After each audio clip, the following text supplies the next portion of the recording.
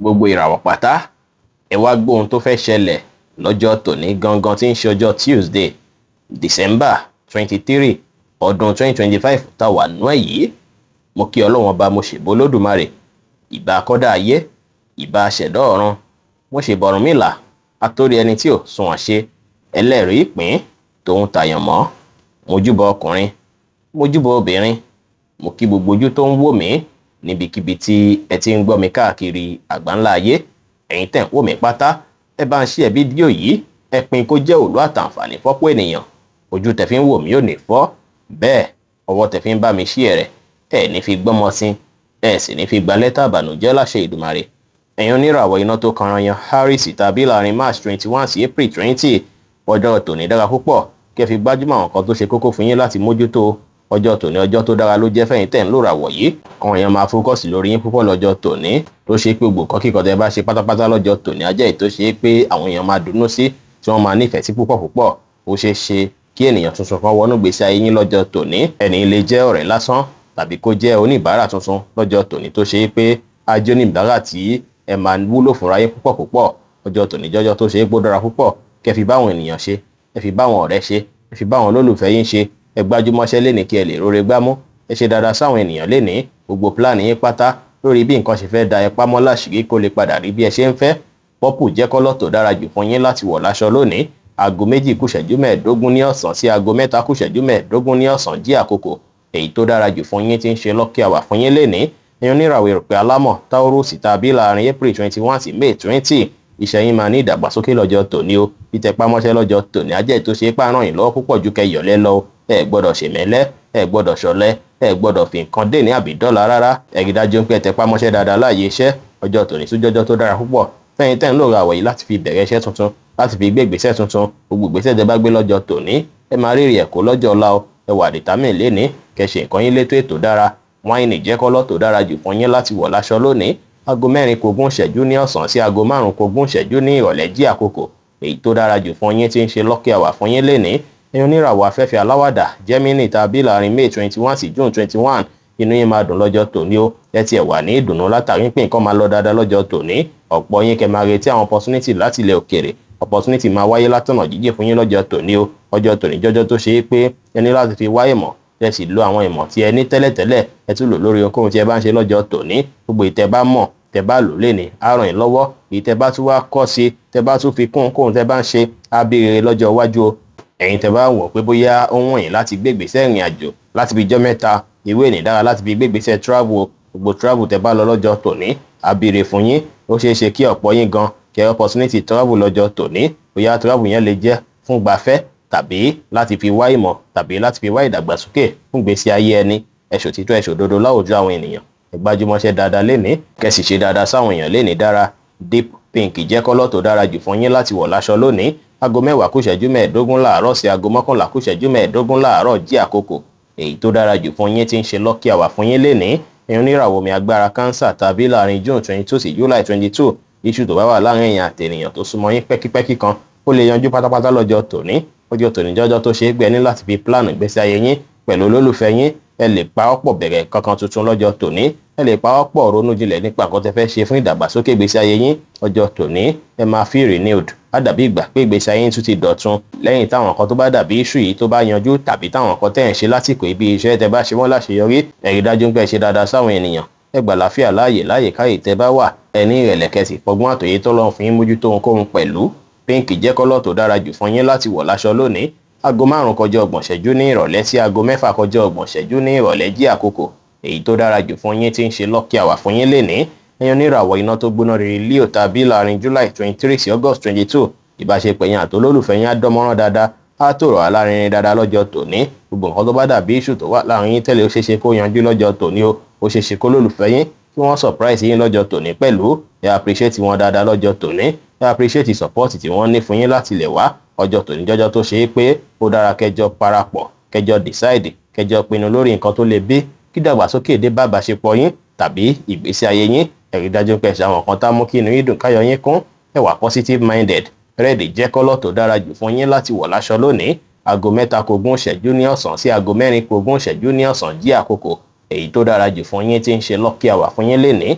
ẹ̀yin oníràwọ̀ erùpẹ̀ funfun Virgo tàbí láàrin August 23 sí September 23 ẹ máa wà active dáadáa lénìí. Ó ṣeé ṣe kí ẹ bára yín nípa ẹni tó ń ronú jinlẹ̀ nípa ọ̀nà tẹ́tú lè gbé gbà láti jẹ́ kí àwọn nǹkan tẹ̀ ń fojoojúmọ́ ṣe kó tún dára sí. Ó sì ṣe ṣe lọ́jọ́ tòní kéyìí bí ìpòpadà rere lórí àwọn nǹkan tẹ̀ ń ṣe lójoojúmọ́ tó ṣe é pé iṣẹ́ yín á tún bọ́ sí ìrọ̀rùn, nǹkan á tún yàtọ̀ pàápàá tẹ́ bá ń fètò sí gẹ́gẹ́ bí ẹ ti ṣe pílánì ẹ̀ lọ́jọ́ tòní. Ẹ gbájúmọ́ṣẹ́ dáadáa lénìí, ẹ tẹpá mọ́ṣẹ́ dáadáa lénìí, akitiyan tẹ́ bá ṣe lónìí á bí ìrọ̀rùn lọ́jọ́ ọ̀la fún yín. Lénìí ẹ wà focus, ẹ má ṣèlérí ohun tẹ́lẹ̀ múṣẹ fẹ́nikẹ́ni. Ẹ ṣe dáadáa sáwọn ènìyàn lénìí kẹ́ tẹpá mọ́ṣẹ́ pẹ̀lú. Brown jẹ́ kọ́lọ̀ tó dára jù fún yín láti wọ̀ láṣọ lónìí. Aago 5:20 ní ìrọ̀lẹ́ sí aago 6:20 ní ìrọ̀lẹ́ jí àkókò èyí tó dára jù fún yín tí ń ṣe lucky hour fún yín lénìí. Èèyàn oníràwọ̀ afẹ́fẹ́ márìmí fín Libra tàbí láàrin September 24 sí October 23 ẹ máa wà highly social lọ́jọ́ tòní o. Ẹ máa wà creative, kódà ẹ máa wà talented lénìí pẹ̀lú. Gbogbo ohun tẹ́ bá dáwọ́lé ayọrísí rere ni o. Nǹkan máa lọ bẹ ti ṣe plan ẹ̀ dáadáa lénìí. Ẹ lo talent yín ní gbogbo ọ̀nà lọ́jọ́ tòní á ràn yín lọ́wọ́. Ọjọ́ tòní jọ́jọ́ tó ṣe é pé ẹ lè fi plan idea tuntun, ẹ lè fi plan lórí nǹkan tẹ́ ń fẹ́. Gbogbo ìgbésẹ̀ tẹ́ bá gbé lénìí ẹ ní regret rẹ̀ lọ́jọ́ iwájú. Ọ̀pọ̀ yín ó ṣeé ṣe lójijì kẹ́ dédé miss àwọn ọmọ yín kan, bóyá ọmọ yín tó ti lọ lọ́ludé ni àbí àwọn ọmọ yín kan tó ń gbé ní ọ̀nà jíjìn, ó ṣeé ṣe kẹ́ miss wọn bákan lọ́jọ́ tòní. Ẹ ṣe dáadáa sáwọn ọmọdé lọ́jọ́ tòní látàrí pé ṣíṣe dáadáa sáwọn ọmọdé ó máa lérè tó pọ̀ nínú fún yín o. Ẹ ṣe dáadáa sáwọn ènìyàn pẹ̀lú kí ẹ sì ní ìrẹ̀lẹ̀ lénìí dára. Orange jẹ́ kọ́lọ̀ tó dára jù fún yín láti wọ̀ láṣọ lónìí. Aago 4:20 ní ọ̀sán sí aago 5:20 ní ìrọ̀lẹ́ jí àkókò èyí tó dára jù fún yín tí ń ṣe lucky hour fún yín lénìí. Ẹ̀yin oníràwọ̀ omi tútù Scorpio tàbí láàrin October 24 sí November 22 ọ̀pọ̀ yín ó ṣeé ṣe kí ẹ gbàlejò tuntun nílé yín lọ́jọ́ tòní o, tó ṣe é pé ìbáṣepọ̀ tó wà láàrin yín àbí gbígbàlejò wọn á jẹ́ tó ṣe é pé á jẹ́ gbàlejò má lè gbàgbé. Ọ̀pọ̀ yín ẹ prepare báyìí o láti gba àwọn àlejò nínú ilé yín lọ́jọ́ tòní. Ọjọ́ tòní jọ́jọ́ tó dára púpọ̀ fẹ́yìn tẹ́ ń lò ràwọ̀ yìí láti fi yanjú gbogbo nǹkan tó bá dàbí issue tàbáwọ̀ tó ti wà láàrin yín àti mọ̀lẹ́bí, òbí yín àbáwọn tó ṣe é pé bóyá wà nù mọ̀lẹ́bí yín kan wọ́n lè wà nínú ọkàn yín lọ́jọ́ tòní. Ọjọ́ tòní jọ́jọ́ tó dára púpọ̀ láti fi lo àkókò àti ìgbà pẹ̀lú àwọn ọ̀rẹ́ àtàwọn mọ̀lẹ́bí yín. Ó ṣeé ṣe kí ẹ wá rí idea tuntun tàbí ọpọlọ tuntun tàbí kí ẹ rí ìmọ̀ tuntun kọ́ lára àwọn òbí tàbí ẹni tó ṣe é pójú yín lọ́dún mọ̀lẹ́bí lọ́jọ́ tòní. Ẹ free mind yín dáadáa lénìí. Ẹ rí dájú pé wà positive. Àmọ̀ràn tó bá fún yín ẹ rí dájú pé tẹ̀lé. Ẹ ṣe dáadáa sáwọn èèyàn. Tí ènìyàn bá sì ṣẹ̀yìn ẹ má jẹ́ ó pẹ́ lórí ìkúnlẹ̀ ju bó ṣe yẹ lọ ṣáájú kẹ́ tó forí jì. Pink jẹ́ kọ́lọ̀ tó dára jù fún yín láti wọ̀ láṣọ lónìí. Aago 2:15 ní ọ̀sán sí aago 3:15 ní ọ̀sán jí àkókò èyí tó dára jù fún yín tí ń ṣe lucky hour fún yín lénìí. Ẹ̀yin oníràwọ̀ inú àtùpà Sagittarius tàbí láàrin November 23 sí December 22 ọjọ́ oríire lọ́jọ́ tòní jẹ́ fẹ́yìn tẹ́ ń lò ràwọ̀ yìí o. Ẹ lọ opportunity yìí láti rí dájú pé ẹ béèrè ìrànlọ́wọ́ tẹ́ bá ń fẹ́ látọ̀dọ̀ èèyàn lénìí tàbí kẹ́ béèrè promotion níbi iṣẹ́ lọ́jọ́ tòní wọ́n á fi fún yín o. Ó ṣeé ṣe kọ́kàn sí dá yín lọ́jọ́ tòní. Ọjọ́ tòní jẹ́ ọjọ́ tó ṣe é pé ọ̀rọ̀ yín máa wà very cashy. Ọ̀rọ̀ tẹ́ bá ń sọ àwọn èèyàn máa nífẹ̀ẹ́ sí, á máa rìnyàn létí, á máa dùn gbọ́ létí àwọn ènìyàn. Ọpọlọ pípé yín á jí pépé dáadáa sí lọ́jọ́ tòní, tó sì jẹ́ pé ẹ ní láti lò lọ́nà tó máa gbà ràn yín lọ́wọ́ lọ́jọ́ tòní. Tẹ́ bá fẹ́ béèrè ìrànlọ́wọ́ tàbí fẹ́ béèrè promotion níbi iṣẹ́, àkókò ọwọ́ ìrọ̀lẹ́ dára. Ká ní bóyá bí nǹkan bí aago 3 lọ sí ìsàlẹ̀ bẹ́ẹ̀, ó ṣeé ṣe kí ẹ rí àwọn àǹfààní yẹn jẹ dáadáa lákòókò yẹn. Ẹ rí dájú pé ẹ múra dáadáa lénìí kí ẹ dùn rí lójú. Ẹ má sọ̀rọ̀ òdì àbí ọ̀rọ̀ àìtọ́ sí èèyàn. Ẹ ṣe dáadáa sáwọn èèyàn kí ẹ bá àwọn èèyàn sọ̀rọ̀ pẹ̀lú ìfẹ́. Orange jẹ́ kọ́lọ̀ tó dára jù fún yín láti wọ̀ láṣọ lónìí. Aago 7:30 ní ìrọ̀lẹ́ sí aago 8:30 ní àṣálẹ́ jí àkókò èyí tó dára jù fún yín tí ń ṣe lucky hour fún yín lénìí. Ẹ̀yin oníràwọ̀ erùpẹ̀lẹ̀ eruku Capricorn tàbí láàrin December 23 sí January 19 ó ṣeé ṣe kọ́nà tuntun jẹyọ tó ṣe é pé ọ̀nà tuntun tẹ́ lè gbà rí owó téyì sì máa bí ìdùnnú fún yín. Ọjọ́ tòní ọjọ́ oríire ló jẹ́ fẹ́yìn tẹ́ ń lò ràwọ̀ yìí. Ọjọ́ tòní jọjọ́ tó ṣe é pé ó dára ẹ kówó lórí nǹkan kan. Gbogbo nǹkan tẹ́ bá kówó lé lórí lọ́jọ́ tòní ẹ̀yin gan fúnra yín máa appreciate ẹ̀ púpọ̀. Ẹ má wá yáwó lọ́jọ́ tòní o, ẹ sì má yáyàn lówó rárá látàrí pé owó yín lè há kọ́ má fún yín padà mọ́ o. Ẹ rí dájú pé ẹ plan dáadáa lọ́jọ́ tòní láti wo ọ̀nà tẹ́ lè gbé gbà tí ọ̀nà tó ń gbà wọlé fún yín á tún fi kẹnu sí. Ọjọ́ tòní jọjọ́ tó ṣe é pé ti tẹpámọ́ṣẹ́ tẹ́ ti ń tẹpámọ́ṣẹ́ látẹ̀yìnwá á bí rere. Ẹ ní ìrẹ̀lẹ̀ lénìí. Ẹ ṣe dáadáa sáwọn ènìyàn. Ẹ má wá bẹ̀rù àbí ṣojo kẹsì má límítì ara yín. Ẹ má rò pé àṣekìíní ṣe mo lè ṣe ṣá. Kò sí nǹkan tí apá yín ò ká lọ́jọ́ tòní láti ṣe kí ẹ ní ìgbàgbọ́ bẹ́ẹ̀. Brown jẹ́ kọ́lọ̀ tó dára jù fún yín láti wọ̀ láṣọ lónìí. Aago 12:15 láàárọ̀ sí aago 1:15 ní ọ̀sán jí àkókò èyí tó dára jù fún yín tí ń ṣe lucky hour fún yín lénìí.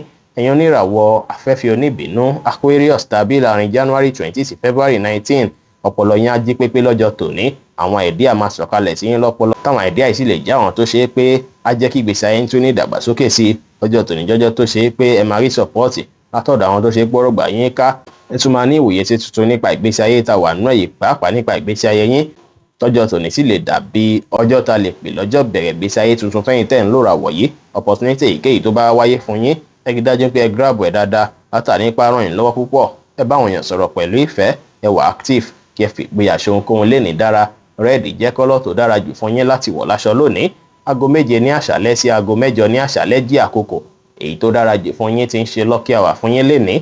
Ẹ̀yin oníràwọ̀ omi tí kì í ru Pisces tàbí láàrin February 20 sí March 20, ìdùnnú máa wáyé láti inú ọkàn yín lọ́jọ́ tòní o. Inú yín máa dùn láti inú wá, mood yín máa dára. Ẹ máa bẹ̀rẹ̀ sí ní clarity nípa àwọn nǹkan tó ti dì sí yín lọ́kàn láti ibi ijọ́ mẹ́ta, tí èyí sì máa jẹ́ kí ẹ tún feel relieved nínú ọkàn yín díẹ̀. Ọjọ́ tòní jọ́jọ́ tó ṣe é pé ẹ ní láti meditate, kẹ́ wá àkókò láti ṣe prayer dára. Ẹ pray fún blessing, ẹ pray fún oore, ẹ pray fún àánú. Ẹ rí dájú pé ẹ ṣàdúrà kẹ́ ṣe ìwúre dáadáa lénìí. Ó ṣeé ṣe káwọn ìwúre yín yìí kó dìtẹ́wọ́gbà o. Ó ṣeé ṣe kí ọ̀pọ̀ yín kí ẹ láàlá ṣáájú àkókò yìí, tàbí kí ẹ láàlá ní àṣálẹ́ ọjọ́ tòní. Àlá yìí sì lè jàlá tó máa ní ìtumọ̀ rere fún ìgbésí ayé yín. Ẹ ní ìrètí pé gbogbo nǹkan ti dá, ẹ ní ìgbàgbọ́ ní kíkún nínú ara yín. Ẹ free mind yín dáadáa lénìí kí ẹ wà positive minded.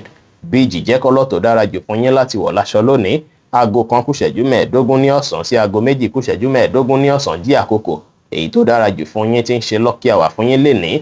Bí ó ṣe jẹ́ nìyẹn fún gbogbo irúfẹ́ ìràwọ̀ 12 tó wà pátá. Ẹ̀yin tẹ́ ń wò mí pátá, ẹ má gbàgbé pé Ọlọ́run Olódùmarè nìkan lọ́ba tó ní ìmọ̀ jùlọ. Ẹ̀yin tẹ́ fẹ́ ṣèwádìí onírúurú láǹfààní àti kàn sí wa ní WhatsApp 09033897161.